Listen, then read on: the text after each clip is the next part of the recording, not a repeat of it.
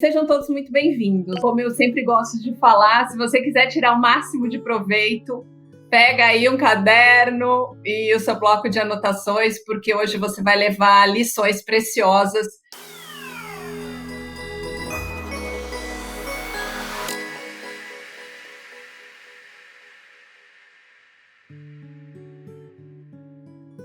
A pessoa que mudou a história da gestão no Brasil, né? O José Salib Neto. E, Salib, gratidão por você estar aqui, né? É uma honra muito grande. Muito antes de te conhecer e se tornar uma amiga e uma mentee, eu já te admirava bastante. Então, gratidão por você estar aqui, aceitar o meu convite. Quero que você se apresente, fale um pouquinho antes da gente começar a falar para quem ainda não te conhece, né? Obrigado pelo convite, um prazer estar aqui com você, um prazer acompanhar a sua trajetória, a sua evolução. Você é uma pessoa, uma referência em todos os sentidos, principalmente para as mulheres, né? Em termos de confiança, conhecimento, né? De autodesenvolvimento, né? Então, parabéns pela trajetória, fico muito orgulhoso de ver você aí, cada vez melhor, e podendo principalmente ajudar as pessoas, né? Que esse que é o nosso objetivo, né? Para as pessoas que não me conhecem, eu sou um dos fundadores da HSM, que é a principal empresa de educação executiva no Brasil, uma empresa que já existe há mais de 30 anos. Eu fiz praticamente toda a minha carreira lá, logo depois do meu MBA nos Estados Unidos. Eu comecei a empresa, fiquei 30 anos, saí da empresa há quase 4 anos atrás, e iniciei uma nova jornada, né? Na HSM eu era a pessoa que era o curador, né? Que trabalhava com os grandes pensadores da gestão. Então eu tive uma visão muito grande da evolução do pensamento gerencial nos últimos 35 anos, né? Eu consegui trabalhar lá de 1986 até agora. Então eu tive uma visão da linha do tempo muito clara, né? Então ficou muito claro para mim o que seria a gestão para frente, né? Então, apesar de ter convivido com as grandes cabeças, eu consegui, não só porque muitas pessoas falam, pô, agora você vai falar o que os gurus falaram, né? E, na verdade, tem muita coisa importante, né? Tem várias teorias que seguram, mas existe um novo pensamento de gestão em curso que eu e o Sandro estamos desvendando para esse mundo exponencial que realmente está deixando todo mundo um pouco confuso, né? Não é fácil acompanhar, você sabe disso, né?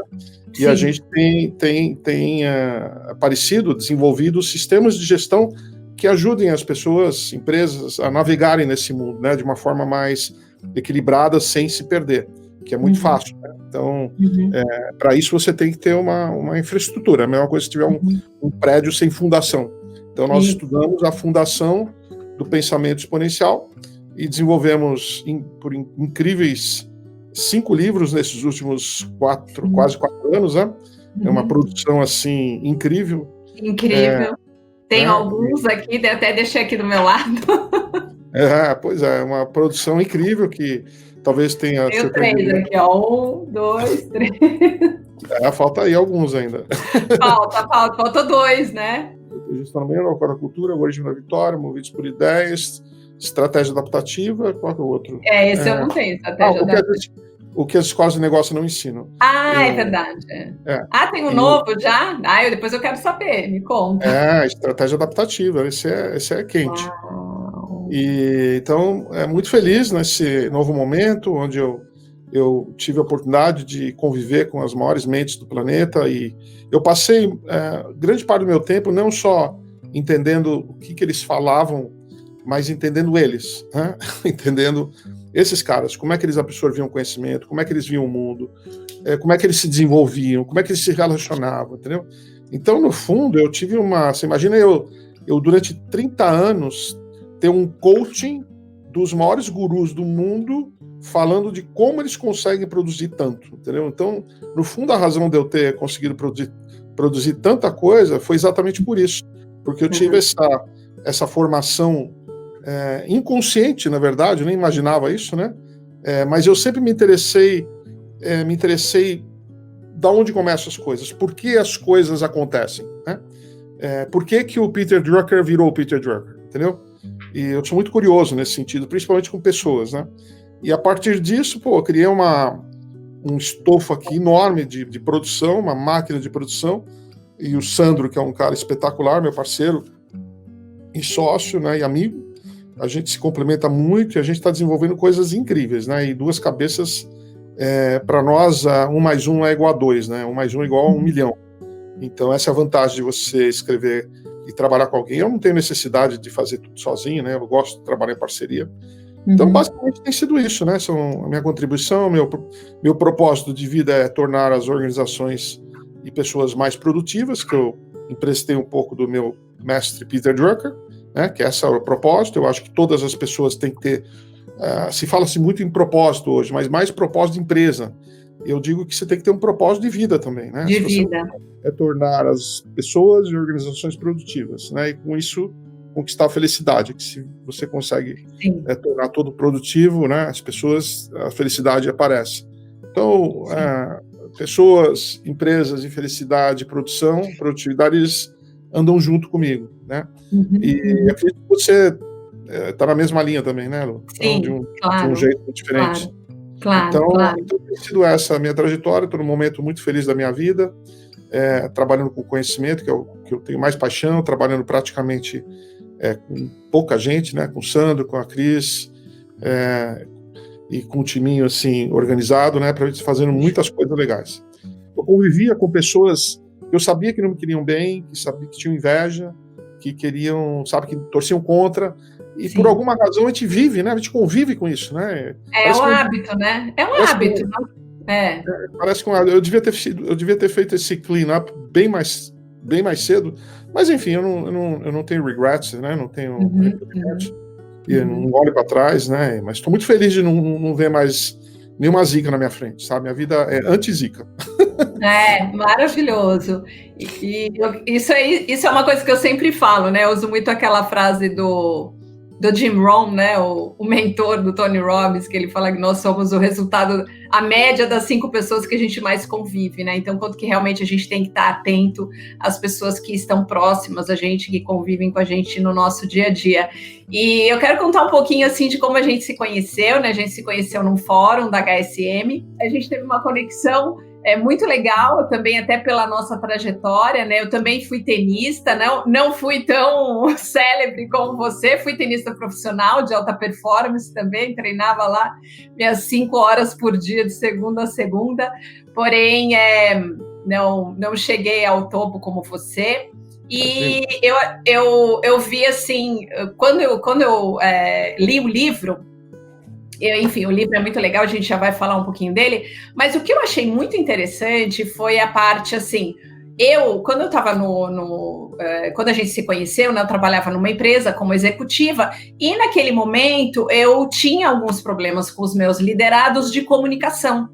Só que naquela época, né, a gente está falando de mais de 10 anos atrás, a gente não tinha essa clareza da forma de se comunicar. Eu já tinha dificuldade de me comunicar com o meu líder e também tinha dificuldade de comunicar com os meus liderados. Eu achei incrível, né? Quando você falou, por exemplo, que o Bob Bauman, que o Michael Phelps não gostava que falasse. Era tudo por texto, tudo escrito, bilhetinho, né? Ele dava uns bilhetinhos. E aí eu falei assim, gente, olha que genial, né? Porque eu conheci o coaching quando eu era executiva, e aí o meu líder falou, olha, eu vou contratar um coaching para te ajudar na questão da comunicação, porque você tem dificuldade de se comunicar, e ele também tinha dificuldade de se comunicar comigo, né? No final das contas, foi daqui para baixo e daqui para cima, né, que melhorou a comunicação. E foi muito interessante eu ver, assim, o quanto que no coaching eu entendi isso e eu comecei a usar isso de uma forma que isso me tornou, né, a minha carreira, tanto como executiva, como depois como mentora e coach, foi um divisor de águas, né? Porque quando você entende isso, enfim, não é só isso, né? Depois tem são 8, né, etapas aqui no livro, mas eu achei muito legal essa questão da comunicação, e isso é uma das coisas que eu quero que você fale, dessas etapas, né, do algoritmo. E o quanto que, para mim, assim, Luciana, esse livro fez todo sentido, eu como coach, como mentora, para você entender que, primeiro, fazer essa correlação, porque eu sou uma apaixonada por esporte, né, eu adoro, Então, eu acho muito legal como você faz isso, e segundo, também para a gente entender isso do ponto de vista da nossa vida, na nossa carreira profissional. Então, eu queria que você falasse um pouquinho dessa questão da comunicação, contasse aí algumas histórias, o do Guga também, e eu achei tudo isso muito legal. Fiz aqui a minha colinha, né? Eu li o livro, dei uma repassada, porque eu ganhei esse livro quando você lançou, né? Que você mandou para mim, e aí agora eu dei uma lida hoje de novo, porque é muita coisa, né? Então, dei uma refrescada aqui, mas me conta. Então, Malu, antes de entrar na comunicação, deixa eu te dizer a razão que nasceu esse livro. Pô, de repente você tem lá o Salib falando da gestão da manhã, algoritmo, inteligência artificial, nanotecnologia, cultura, transformação digital, e de repente ele aparece com esse livro, né, O Algoritmo da Vitória. Como é que aconteceu isso, né? Na verdade, esse livro aqui é um projeto de vida, né? Um projeto que nasceu há 50 anos atrás. Nossa! Eu não sabia disso.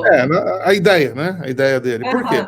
Porque eu me apaixonei pelo tênis, eu era sócio do Pinheiros, a gente era uma família de classe quase média, a gente conseguia ser sócio de um clube, mas não conseguia ter aula particular de nada.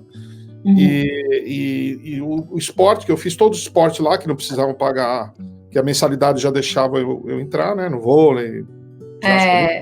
Mas eu me apaixonei pelo tênis, e o tênis, se você não tem aula particular, você não vai. E aí eu me deparei com a falta de professor, né? Os professores só falavam para o aluno que pagava para ele. E eu não tinha como, só que eu me apaixonei pelo esporte. Então o que eu fazia? Eu colava, eu ia para a aula dos outros e ficava ouvindo o professor. Sério? Ia pra aula.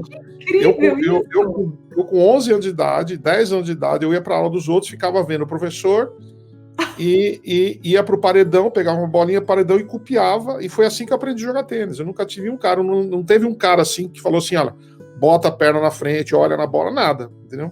Nossa, e eu sabia que um bom professor faria eu jogar direito, né? Tanto que eu acabei jogando muito na força, né? Tanto que eu me estourei inteiro, né? Eu e meu congelador com saco de gelo somos grandes amigos. Uma convivência quase que diária. Mas acho que todo atleta de alta performance acaba ficando, né? Com algumas lembranças, né? Para a eternidade dessa época. Eu tenho algumas várias. Mas o que aconteceu, né? Eu joguei, acabei virando tenista de alta performance a nível profissional. Mas nunca tive uma aula. Eu fui ter meu primeiro treino lá no Harmonia, nos 18 anos de idade, mas aí eu já tinha muitos títulos. E aí minha esperança era para os Estados Unidos, né? Porque eu sabia que lá eu encontraria o grande cara da minha vida, né? E na verdade eu dei de cara com eu estudei em 2 universidades, mas encontrei grandes amigos, né? Eles eram mais organizadores do que realmente técnicos, né? Tanto que eu não absolutamente nada do que eles falavam assim, em termos de estratégia, mudança de golpe e tal. Então eu levei esse peso, né? Eu lembro que a gente jogava contra uma universidade chamada Clemson University, onde os caras tinham um técnico lá chamado Chuck Creasy. Esse cara pegava um cara do nada, assim, 4 anos ele levava o cara assim. Primeiro ano jogava com o cara, ganhava 6-1, 6-1. Segundo ano, ganhava no terceiro. Terceiro ano, o cara ganhava de mim no terceiro. Quarto ano, o cara me matava. Por quê? Porque ele tinha um grande coach, né? Então eu acabei minha carreira sem saber, quer dizer, eu joguei um bom tênis, fui da ATP, tudo, ganhei vários títulos, mas muito no tranco, muito no braço, muito na força. Na força. Muito na força, né? E aí eu fiquei com essa vontade. Eu falei, bom, um dia eu vou escrever um livro sobre esses caras, né? Esses técnicos que transformam, porque eu acredito muito no trabalho do coach, né? Acredito no trabalho que você faz, que um bom coach tem uma visão de fora, diferente, que a gente não consegue ver, né? E então levei isso, e aí começou essa jornada, que no fundo ela ficou mais real há 5 anos atrás, onde eu convidei a Adriana Salles Gomes para escrever esse livro, que na verdade eu queria escrever um livro definitivo sobre os melhores coaches da história do esporte, né? E aí foi uma jornada incrível, nós estudamos mais de 200 técnicos, focamos em 50, e dentro desse livro tem todas essas histórias. E nós chegamos... Nós chegamos nas 8 etapas do algoritmo, basicamente sem planejar, né? A gente foi conversando com todos, estudamos mais de 50 livros, botamos uma equipe de jornalistas, eu viajei para os Estados Unidos diversas vezes para entrevistar esses caras. Um trabalho enorme, um trabalho maravilhoso. Logicamente, logicamente ele foi lançado na primeira semana da pandemia, né? Eu lembro. Tinha um evento marcado no Maxud, teve que ser cancelado para 400 pessoas, mas todo mundo perdeu, infelizmente, nessa pandemia. E eu tive que me virar com a Amazon aqui, né, no braço. Sim, está dando super certo. Logicamente, a cadeia de distribuição de livros no Brasil, talvez no mundo, é uma cadeia já que, para não ser tão agressivo, né, já deu a sua contribuição. Né, e tem que nascer uma nova, né? Então eu estou fazendo parte de nascer uma nova. E realmente, mas vendemos aí 4 mil exemplares em 6 meses, no meio da pandemia, entendeu? Mas é um livro bacana porque ele não tem prazo, ele é um livro que independe de vida, porque os técnicos, muito desses técnicos são técnicos mais antigos, entendeu? Tem alguns atuais, vários atuais, mas tem muitos antigos, então as histórias vão ser sempre atuais. Muito legal, né? Quando você lê, assim, as etapas, né, e uma das coisas, né, voltando a essa questão, assim, o quanto que você ter, né, o coach ou o mentor que realmente tem essa tecnologia, eu chamo de tecnologia, né, estratégia que você coloca nas 8 etapas, ele consegue tirar o melhor, talvez até o que o atleta nem imaginava ou nunca imaginou que ele fosse capaz de entregar.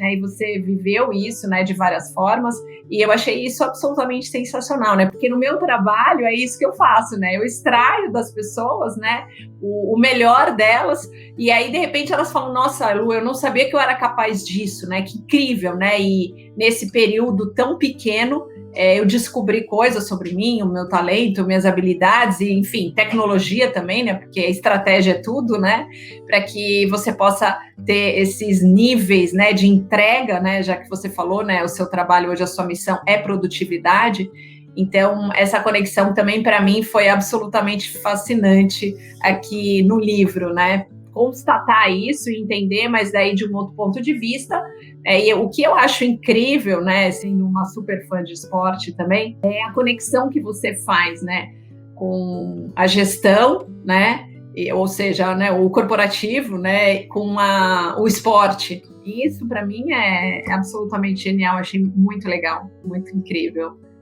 Uma frase que eu gostei muito também foi essa frase do Bauman, né, os vencedores fazem as coisas que os perdedores não gostam de fazer. E quanto que eu não queria mais treinar, que eu queria voltar para casa, que eu estava cansada. A minha mãe Norma na verdade, foi minha verdadeira coach em tudo, né? Foi ela que me fez, que extraiu o melhor de mim, porque ela não admitia, né? Ela queria tirar o melhor de mim em tudo. E a gente... Acho que esse é o mal de Norma, viu? Porque a minha também é assim, até hoje. Eu brincava com ela que a estratégia era my way or the highway, né? Então... The highway, eu às vezes vinha assim. Eu lembro uma vez que eu joguei contra o Júlio Góes no tênis clube, no campeonato de primeira classe, e aí começou a me dar uma enxaqueca no terceiro set, e eu desisti. O que eu tive que ouvir dela, você não tem ideia, cara, juro por Deus. Mas ela falou, nem se você estiver morrendo, nem se você estiver com a barriga aberta, desista. Ela gritava comigo, assim, aos coisas. E aquilo lá foi fundamental, porque desde então nunca desisti de nada. Fiz coisas com dores, inclusive fui fazer uma endoscopia uma vez, aí o médico olhou, né, ele falou, você sabia que você teve uma úlcera severa? Eu falei, cara, devia estar no meio de um evento, cara, porque eu não lembro.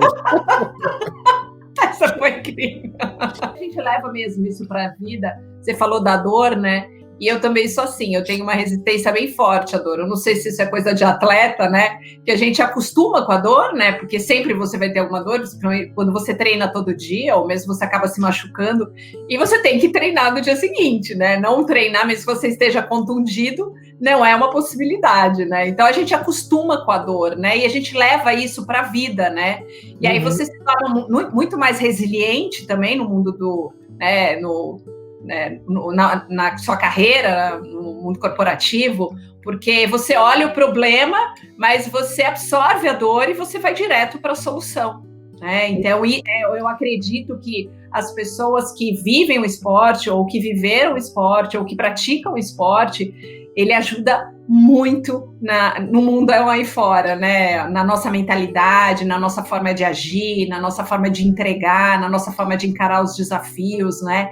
E o livro, assim, ele é brilhante porque ele traz muitos elementos que ajudam a gente a formar, né? Isso que você chama do algoritmo da vitória, né? E você estava falando do Bob Bowman, né? Você vê qual a importância do bom coach, de uma boa coach com você. Eu quando fui entrevistado, entrevistei o Bowman 2 vezes, né? Uma vez lá no Arizona, na Arizona State University, onde minha filha acabou de se graduar, e entrevistei ele aqui em São Paulo, na Expo, onde a HSM nós trouxemos o Bowman e o Michael Phelps juntos, onde eu fiz uma entrevista memorável com os dois, né? E aí eu perguntei pro Bowman, né? Eu falei, porra, Bob, o Michael, ele, além de ter ganho, trabalhado duro, feito todas as coisas que um atleta tem que fazer, ele era perfeito, né? Nunca houve um nadador tão perfeito na história do esporte, da natação. E ele nasceu como um peixe, né? Porque ele tem pernas mais curtas, ele tem um torso gigante. Eu não sabia disso. A mão dele é do tamanho desse computador, né? E é tipo fim mesmo, né? Como é que fala fim em português? Que agora surge. E ele calça 46, 47. Então ele nasceu como um peixe. E aí eu falei para ele, mas ele era perfeito, nasceu para nadar.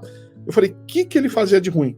Onde que você, além de perfeccionar todos os tudo, ele falou assim, a última abraçada era a pior de todas. A última abraçada era a pior de todas. Era mais lenta, né? Ele chamava assim de lazy finishes. Porque ele nadava tão rápido, é uma coisa que você pode colocar com essas pupilas, né, mentorados. Um lazy finish, se a tua última abraçada é pior, entendeu? E é incrível a história, porque o Michael Phelps não percebia isso, né? Como ele nadava tão rápido, na última ele dava uma... Mas a desacelerada dele era ponto milímetro de segundo, que só um técnico consegue ver isso, né? E graças a essa olhada, ele ganhou três medalhas de ouro na última abraçada, entendeu?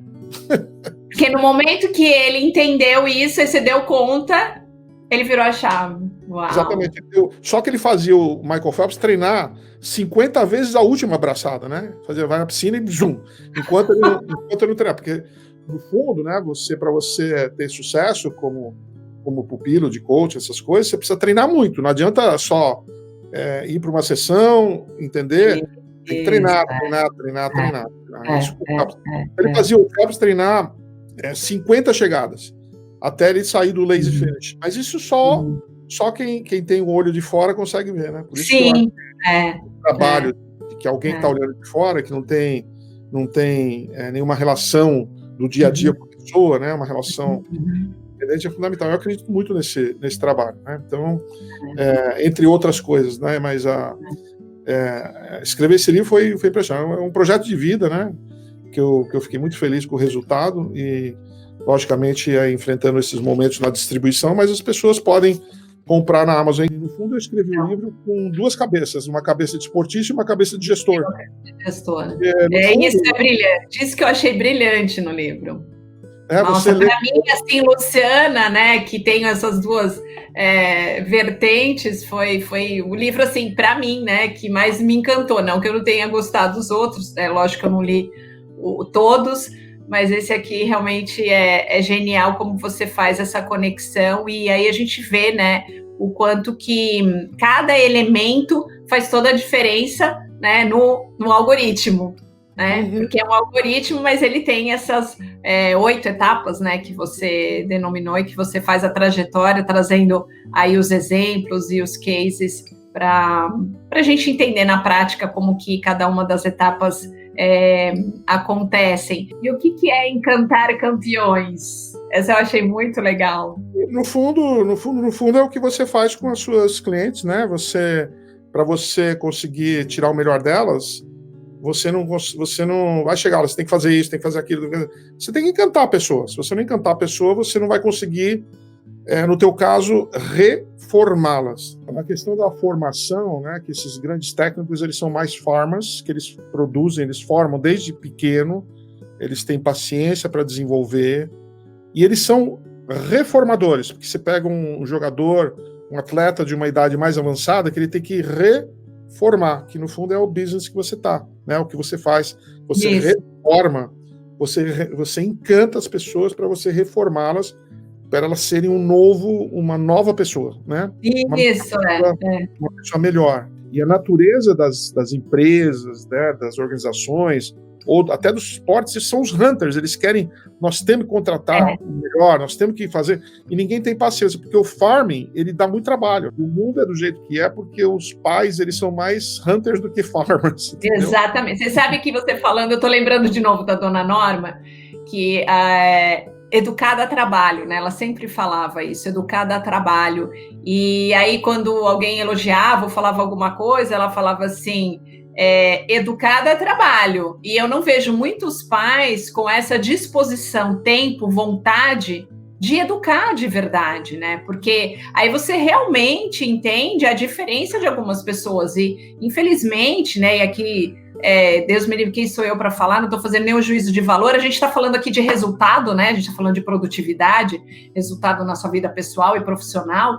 E realmente, agora você falando do farmer, né? O farmer é um educador mesmo, é aquela pessoa que pega pela mão aquela criança que tem um potencial, eventualmente com 5, 6, 7 anos, e aí ele vai, né, caminhando, segurando na mão e conhecendo essa criança, conhecendo esse jovem, e desenvolvendo, e com uma paciência inacreditável. Lógico, ele tem a estratégia, ele tem a técnica, ele tem toda a tecnologia, porém, essa questão, né, da humanidade ali, que aí é o divisor de águas ali do hunter para o farmer, né, como você está falando, é fundamental, tanto para o relacionamento, né, coach e atleta ou coach, como para os resultados, né, Salib? Não, e a questão do farming, ele está em todos os pontos da nossa vida, né, Lu?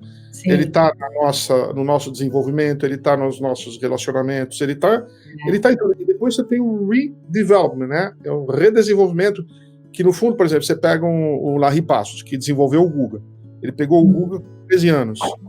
Com 19, ele fez o Guga ganhar Roland Garros. Só que along the way, né, com o tempo, ele tinha que redesenvolver o Guga de novo, várias vezes. Quantas vezes eram necessárias? Porque você tem diferentes tempos da vida que são necessários.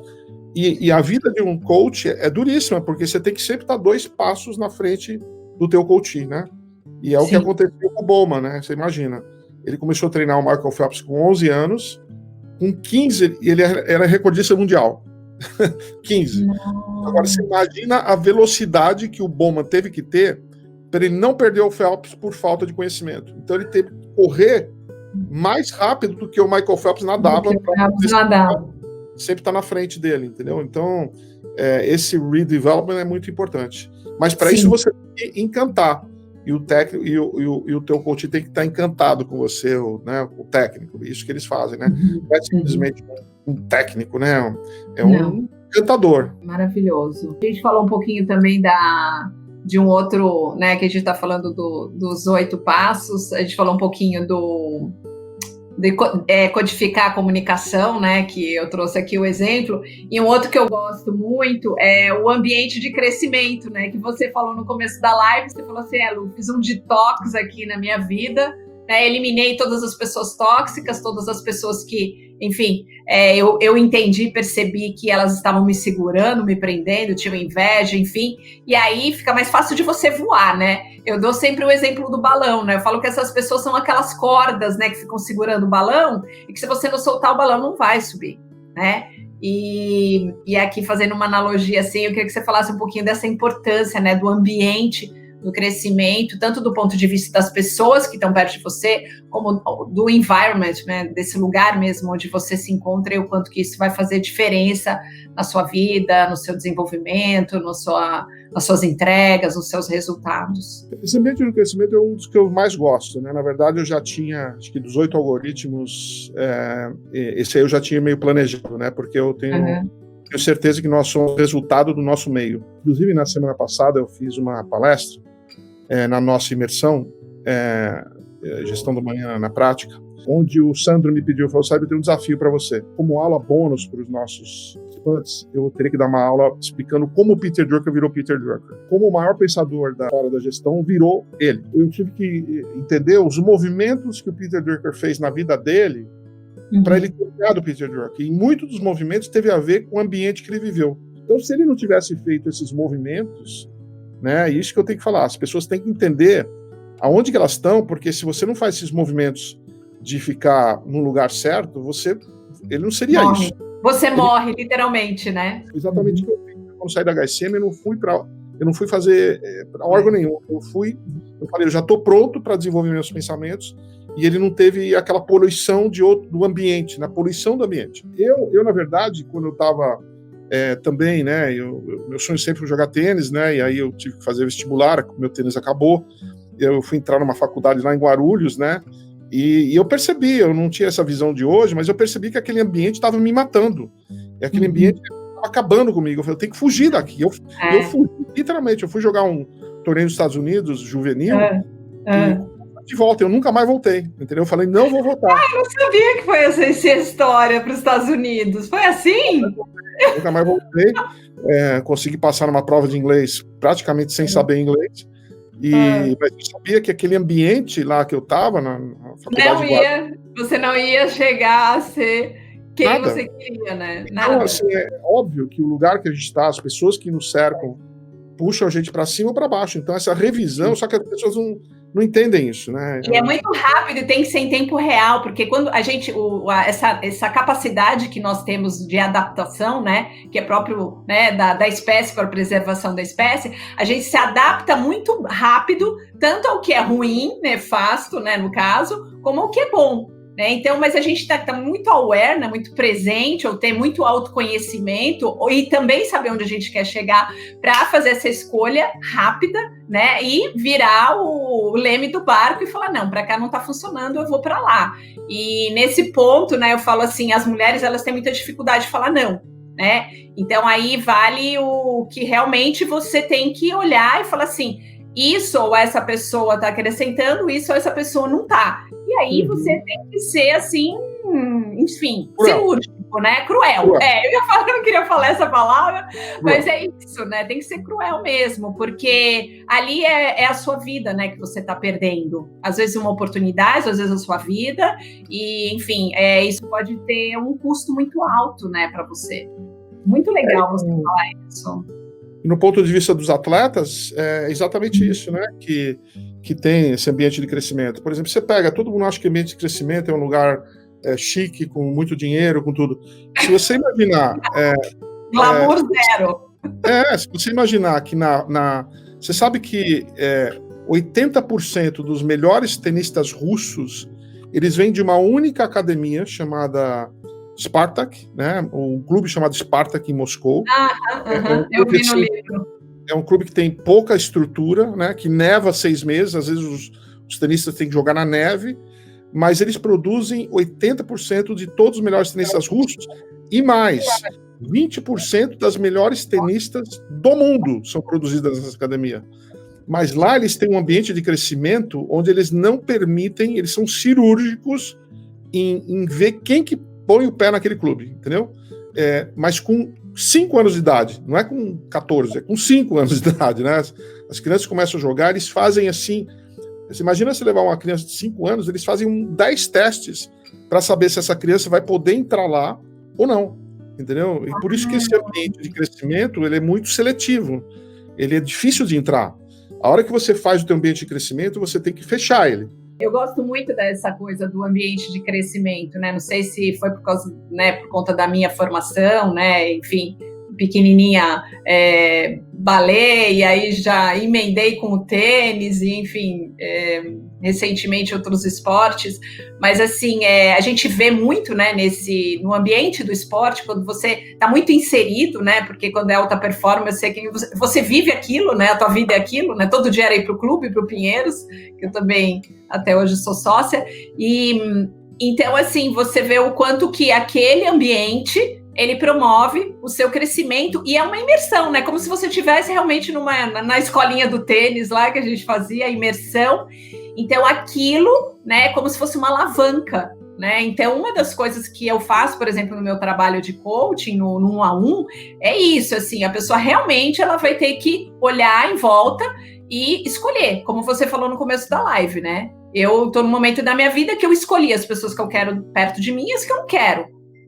Então, essa escolha, eu acho que é uma das escolhas mais difíceis de fazer na vida, porque a gente tem que abrir mão de alguma coisa quando a gente escolhe estar perto de uma pessoa ou a gente escolhe se distanciar dela, né? Sempre envolve alguma emoção forte, mas aí a gente está escolhendo a gente, né, Salib? Porque ou é você escolher aquela emoção que aquela pessoa te dá, ou é você escolher você. Então, no final das contas, é tipo um ato de se resgatar, né? Quando você promove, né? E num ambiente de uma empresa é a mesma coisa, né? Você, como líder, né? Quando eu era executiva, muitas vezes você tenta desenvolver algum elemento ali, algum colaborador, mas realmente tem pessoas que não estão, né, naquela sintonia, naquela harmonia, e aí você tem que, né, fazer lá o movimento para criar aquele time que realmente vai ser um time campeão, um time vencedor, que você fala aqui também, né, no livro. Então, eu tenho um exemplo também, uma passagem.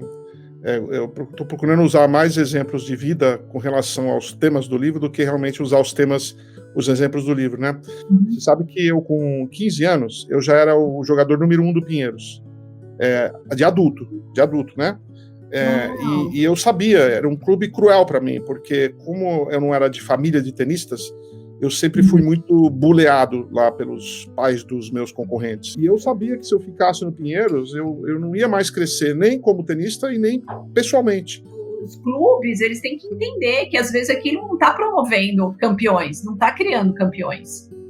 Não tá. Então, se não fosse, tanto que uma hora dessa, um colega meu, que é presidente de empresa, família rica, né, ele falou, você que tomou uma decisão certa lá atrás, né? Ele falou recentemente, meu, e essa decisão foi tomada há 40 anos atrás. Ele falou, você deu um upgrade social e nós ficamos aqui nesse lugar destrutivo, entendeu? Esse ambiente que você está, as pessoas que você convive. Eu até brinco, no nosso livro a gente fala muito de motor 1, motor 2, né? O motor 1 da empresa, aquele dia a dia, as contas a pagar, tal, clientes e tal, e o motor 2 é o que te leva para frente. E que toda empresa tem que desenvolver o seu motor 2, mas eu digo que as pessoas também têm que ter o motor 2. E no meu caso, o meu motor 2 é o Sandro, entendeu? E na verdade eu sou o motor 2 dele também. A gente fica um puxando o outro. Então, para quem está assistindo aí, quem é a pessoa que te puxa? Quem é a pessoa que te tira do comodismo? Quem é a pessoa que sempre te coloca na ponta do pé? Então, no teu caso, você é essa pessoa, né, para as suas turmas aí, né, Lu? Então, esse ambiente, né, que a gente fez, eles são fundamentais. E você sabe que esse ambiente de crescimento, você tem duas partes que são importantes, que as pessoas não sabem como trabalhar, que a gente fala que é a estabilidade com dinamismo. Estabilidade com dinamismo, que é isso que, no fundo, você faz com as suas pupilas e pupilos. Você tem que dar solidez de uma retaguarda, que a pessoa se sente pertencida a esse lugar, né? Como uma família, mas ao mesmo tempo você está puxando ela para cima. As pessoas confundem o acolhimento demais ou o dinamismo demais, entendeu? Ou seja, vou te puxar até você morrer. Não funciona. Não funciona. Agora, se você acolher demais... Nossa, eu já cometi muito esse erro, gente, até porque na nossa época, né, como você falou, né, eu quando jogava tênis, não tinha muito isso, né, eu tive a sorte de ter um técnico no Pinheiros que era bonzinho, mas assim, antes dele, era porrada mesmo, né, então assim, o cara tirava o seu sangue. E aí você acaba levando isso para a vida. E quando eu entrei, né, no corporativo como gestora, eu massacrava os meus liderados, né? Era total isso. E aí, justamente, eu fiz coaching executivo para aprender isso, né? Que você chama de dinamismo, que eu achei legal. É uma nomenclatura diferente, E que vinha muito para mim, no meu caso, né, se expressava muito na comunicação, né, na forma como eu me comunicava, né, no massacre da comunicação, né, que felizmente, como você falou, né, no começo da live, né, a ideia é a gente se tornar irreconhecível, né, eu realmente olho para a Luciana de poucos anos atrás e até o feedback das pessoas próximas a mim, você é irreconhecível. Eu falo, uau, se eu já fiz tanto, né, o que mais é possível, né? Quero melhorar ainda muito mais, né? Muito legal, muito bom. Bom, é um algoritmo. Então, vamos só concluir, você falando um pouquinho, né? Concluindo aqui, falar um pouquinho, assim, o que é esse algoritmo e como que a gente pode... a partir desse entendimento, né, potencializar, né, todas as áreas da nossa vida e melhorar a nossa produtividade, os nossos resultados, sejam eles qual for, né? Pode ser um relacionamento, pode ser você com você, sua aparência física e, obviamente, resultados financeiros, carreira, propósito. Encantamento, Kaizen mental e física, né? O Nuno Cobra tem uma frase maravilhosa. Ele fala que o corpo nada mais é do que um meio para chegar na cabeça. Olha que coisa linda, né? Por isso que as pessoas também têm que saber cuidar do seu corpo, porque senão a cabeça não funciona direito. Não. Não tem jeito. E isso é uma tecla que eu bato forte, né? Eu sempre trago a questão meditação, alimentação, ginástica, exercício físico, mindfulness. E realmente, assim, se você tiver... Eu falo assim, às vezes as pessoas falam, ai, por que você fala tanto disso? Eu falo assim, gente, vocês querem andar que nem Ferrari, mas só que vocês estão andando de Fusca, não vai rolar, entendeu? Tem que pegar esse carro aí e dar um upgrade nele brutal, se você realmente quiser andar que nem uma Ferrari. E essa é a parte toda do que você chama do Kaizen mental, né? Depois, como criar um time escalador. Depois, como pensar em estratégia e tática, né? Na vida você não pode andar, deixa a vida me levar, né? Você tem que ter um plano. O aprendizado das 5 caixas, a vida é um eterno aprendizado, você tem que aprender o tempo todo. Por exemplo, você imagina o técnico Michael Phelps, quando ele bateu o recorde mundial com 15 anos, imagina ele olhando para o espelho e falando assim, o que eu faço agora, né? O ambiente de crescimento, codificar a comunicação, e é um algoritmo. No final, esse algoritmo significa que você não tem um modelo exato, você vai trabalhar de acordo com as suas necessidades. Você não vai ter uma receita para você ser a melhor coach ou a melhor coachee. Você vai ter que trabalhar de acordo com o seu algoritmo. Por isso que a gente fala, porque o algoritmo é algo móvel, é um software. Sim. E para isso você tem que ter um hardware rodando, entendeu? E cada pessoa descobre o seu algoritmo. Então são essas 8 etapas, mas a melhor maneira de saber é comprando o livro, né? Então... comprando esse livro maravilhoso, que eu amei.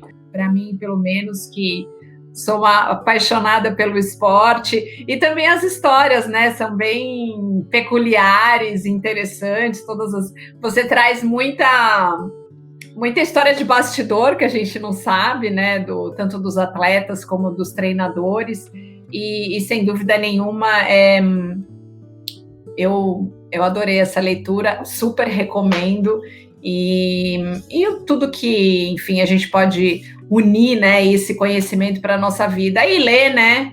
Ler também é um Kaizen mental, né? Porque muitas pessoas não têm, né, infelizmente, o hábito de ler, né? Então...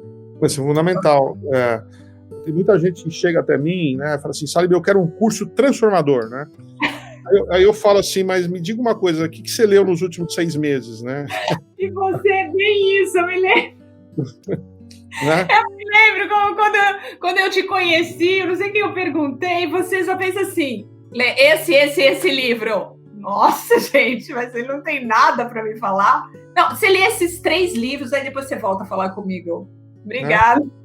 Tchau. Mas, o brasileiro lê pouco, infelizmente, né? E quem lê tá sempre 2 passos na frente de todo mundo, né? Quem tem o hábito da leitura o tempo todo, né? Diferentes livros, tanto conhecimento, né? Então, mas o brasileiro ele tem mania de curso, né? Ele acha que um curso vai resolver a vida dele, entendeu? Isso, tem mais isso, não é só um curso. Eu quero um curso que acabou. Eu só vou fazer esse, minha vida vai mudar, melhorar e acabou, né? That's it. Vou me transformar numa pessoa de sucesso, relacionamentos maravilhosos. Até logo, obrigado. Qual é o nome desse curso, né? Eu não conheço. É hard work, é todo dia uma construção, né? A gente, como atleta, sabe, né, e também, né, empresário, enfim, empreendedor, do poder do todo dia, né, o poder da consistência, da persistência, da paciência, do hard work, e não tem pílula mágica, né, infelizmente eu ia adorar tomar uma pílula mágica, e só eu sei essa dificuldade que as pessoas têm, né, de entender que essa disciplina do todo dia é que vai levar ela para lugares, e por isso que eu trouxe essa frase, né, do Bob, né, os vencedores fazem as coisas que os perdedores não gostam de fazer. Eu acho que uma dessas coisas, sem dúvida alguma, é a consistência, é a persistência, é a disciplina. Né? É isso aí. Qual é a mensagem final aqui? Não, sigam em frente, né? Eu acho que o algoritmo é uma maneira interessante. Tira um pouco daquela coisa, né? De ser tão direto ao ponto, né? De você, não, tem que melhorar, tem que buscar maneiras de melhorar. E você aprendendo através do esporte é uma maneira muito legal, né? Você vê atletas, você vê pessoas. E tanto que o livro é um livro que direciona não só a equipe, como a carreira e como a tua vida pessoal também. Então, recomendo, né? Não estou aqui como vendedor de livro, não, mas eu acho que é uma maneira muito legal. E me sigam aí, né? Nas minhas redes, eu produzo muita coisa. Na nossa plataforma, gestãodoamanhã.com.br. Espetacular. Você está fazendo mentoria agora, né? Eu vi, genial. Mas nós temos uma plataforma chamada gestãodoamanhã.com.br. E lá tem coisas maravilhosas, né? Hoje em dia, para você se relacionar com as pessoas, você tem que entregar muito. E a nossa entrega está toda lá, para conhecerem nosso trabalho. Tem mentorias, tem uma sessão chamada Pergunte Qualquer Coisa ao Salibão. As pessoas mandam suas perguntas, eu respondo, né? Ai, que legal! E tem perguntas bem cabeludas, às vezes, né? Tem entrevistas com gurus da administração, todo mês tem o Kotler lá, o Osterwalder, o Charan, tem todo mundo lá. Tem webséries, tem podcast, é fantástico. Então, recomendo, e é gratuito, né? Você não precisa pagar nada, é só se associar. Gente, olha isso, que dica de ouro, né? Isso aí é muito legal. É tudo gratuito? Tudo gratuito, tudo grátis. Não tem que assinar, não paga assinatura mensal? Nada, você só nos dar o seu relacionamento, só isso, nada mais. Um próximo dia, Lu, o que eu fiz no dia anterior é muito bacana, mas já não serve mais. Então serve como aprendizado. Então amanhã começa um novo dia, o que passou é legal, bacana, tudo, mas próximo. Gratidão. Beijo. Tchau.